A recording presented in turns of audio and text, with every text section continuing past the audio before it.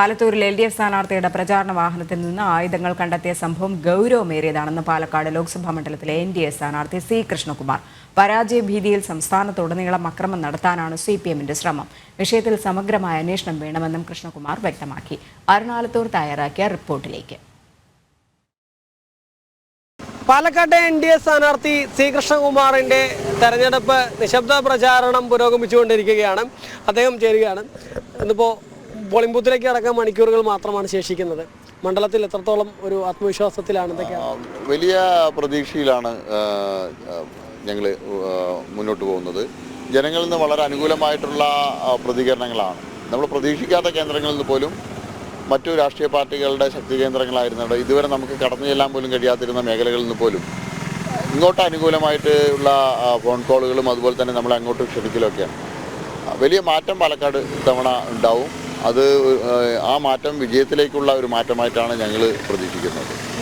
1,00,000-ലേറെ ഇരട്ട വോട്ടുകൾ ഒക്കെ മണ്ഡലത്തിലുണ്ടെന്നുള്ള കണ്ടെത്തിയിരുന്നു. അതിൽ ഒരു നടപടിയും നേടിയെടുക്കാൻ സാധിച്ചു തോന്നുന്നു. അതെ, കളക്ടർക്ക് തെരഞ്ഞെടുപ്പ് കമ്മീഷൻ ഹൈക്കോടതിയിൽ ബോധിപ്പിച്ചിരിക്കുന്നത് ഇരട്ട വോട്ടുകളുടെ മാർക്ക് ചെയ്ത കോപ്പി റിട്ടേണിംഗ് ഓഫീസർമാർക്ക്, പ്രിസൈഡിംഗ് ഓഫീസർമാർക്ക് കൊടുക്കും. അതുപോലെ തന്നെ രാഷ്ട്രീയ പാർട്ടികളുടെ ഏജന്റുമാർക്കും കൊടുക്കും. അത്തരം വോട്ടുകൾ ചെയ്യാൻ അനുവദിക്കില്ല എന്നാണ് തെരഞ്ഞെടുപ്പ് കമ്മീഷൻ കോടതിയിൽ സത്യവാങ്മൂലം കൊടുത്തിട്ടുള്ളത്. അത് വെബ്കാസ്റ്റിങ്ങും എല്ലാ ബൂത്തുകളിലും ഏർപ്പെടുത്താൻ തെരഞ്ഞെടുപ്പ് കമ്മീഷൻ അഫിഡവിറ്റ് കൊടുത്തിട്ടുണ്ട്, ഏർപ്പെടുത്താമെന്നുള്ളത്. അതിലെന്തെങ്കിലും വീഴ്ച വരുത്തിയാൽ ജില്ലാ ഇലക്ടറൽ ഓഫീസർക്കെതിരായിട്ട് കണ്ടംപ്റ്റ് ഓഫ് കോർട്ട് മൂവ് ചെയ്യേണ്ടി വരും. ഈ കേരളത്തിൽ ആകെ ഒരു മോദി അനുകൂല തരംഗമുണ്ട് എന്നുള്ളതാണോ കണക്കൂട്ടൽ? തീർച്ചയായും കേരളത്തിൽ ഇത്തവണ വലിയ മോദി അനുകൂല തരംഗമാണ്. ഏറ്റവും സാധാരണക്കാരായ ആളുകൾ, സ്ത്രീകൾ ആയിട്ടുള്ള ആളുകൾ, അവരാണ് മോദിയുടെ യഥാർത്ഥത്തിൽ അവരുടെ രക്ഷകനായിട്ട് മോദിയെ കാണുന്നത്. അവർക്കൊക്കെ എന്തെങ്കിലും ഈ ജീവിതത്തിൽ ലഭിച്ചിട്ടുള്ളത് ഒരു സർക്കാരിൽ നിന്ന് ലഭിച്ചത് ഈ കാലഘട്ടത്തിലാണെന്ന് അവർ ബോധ്യപ്പെട്ടിട്ടുണ്ട്. അതുകൊണ്ട് വീണ്ടും മോദി സർക്കാർ വരണമെന്ന് അവർ ആഗ്രഹിക്കുന്നു. എന്തെങ്കിലും വികസനം നടക്കണമെങ്കിൽ മോദിയോടൊപ്പമുള്ള ആളുകൾ ഉണ്ടാവണം എന്നുള്ളതും അവർക്ക് ബോധ്യപ്പെട്ടിട്ടുണ്ട്. അത്തരത്തിലുള്ളൊരു മാറ്റം ഇത്തവണ കേരളത്തിലുണ്ട്. ഈ തൊട്ടപ്പുറത്തെ മണ്ഡലത്തിൽ ഇപ്പോൾ ഏറ്റവും പുതുതായി പുറത്തു വരുന്നത് ഈ ആയുധങ്ങളൊക്കെ തെരഞ്ഞെടുപ്പ് പ്രചാരണത്തിൻ്റെ ഭാഗമായിട്ട് ആലത്തൂരിൽ K. രാധാകൃഷ്ണൻ്റെ പ്രചാരണ വാഹനം പോകുന്നു. അതിൻ്റെ പുറകിലുള്ള വാഹനത്തിൽ ആയുധങ്ങൾ എടുത്ത് താഴെ വയ്ക്കുന്നതൊക്കെ ആണ്. അപ്പം അത്തരം സംഭവങ്ങൾ എങ്ങനെയാണ് നോക്കിക്കാണുന്നത്?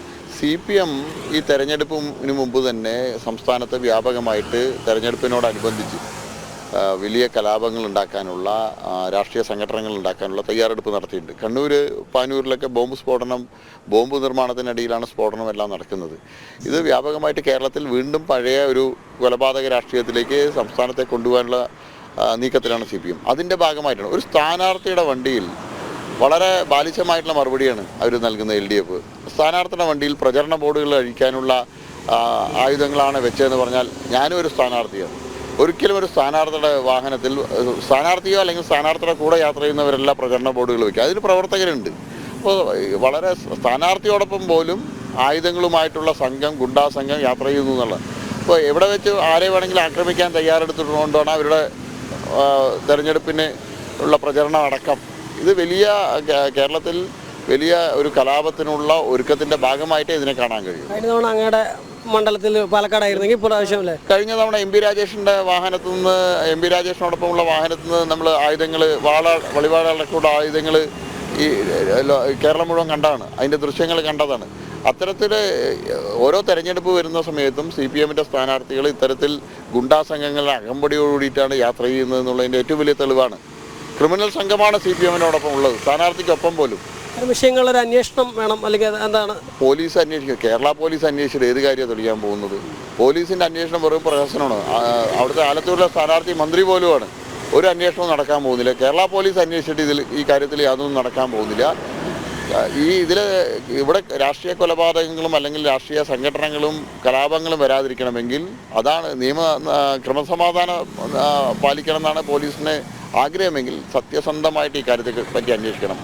അതിലെ പ്രതികളെ സംബന്ധിച്ച് പോലീസ് അന്വേഷിക്കണം. അവരുടെ ക്രിമിനൽ പശ്ചാത്തലത്തെ സംബന്ധിച്ച് അന്വേഷിക്കാൻ തയ്യാറാണ്. വേണ്ടി വന്നാൽ ആയുധങ്ങൾ കൈവച്ച് കഴിഞ്ഞാൽ അവരെ അറസ്റ്റ് ചെയ്യാം. കാരണം ഒരു തെരഞ്ഞെടുപ്പ് പ്രചരണ ബോർഡ് അഴിക്കാൻ ഒരു പിച്ചാത്തി മതി.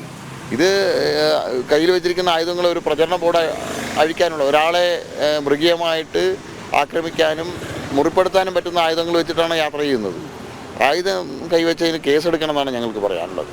ഏതായാലും പാലക്കാട്ടെ NDA സ്ഥാനാർത്ഥി സി കൃഷ്ണകുമാർ തികഞ്ഞ വിജയപ്രതീക്ഷയാണ് പങ്കുവയ്ക്കുന്നത്. ഒപ്പം തന്നെ CPM കലാപത്തിനെ ഒപ്പുകൂട്ടുന്നുണ്ട്. അതിൽ കൃത്യമായ അന്വേഷണം വേണമെന്നുമാണ് അദ്ദേഹം ആവശ്യപ്പെടുന്നത്. PR മനൂപിനൊപ്പം അരുൺ ആലത്തൂർ, ജനം, പാലക്കാട്.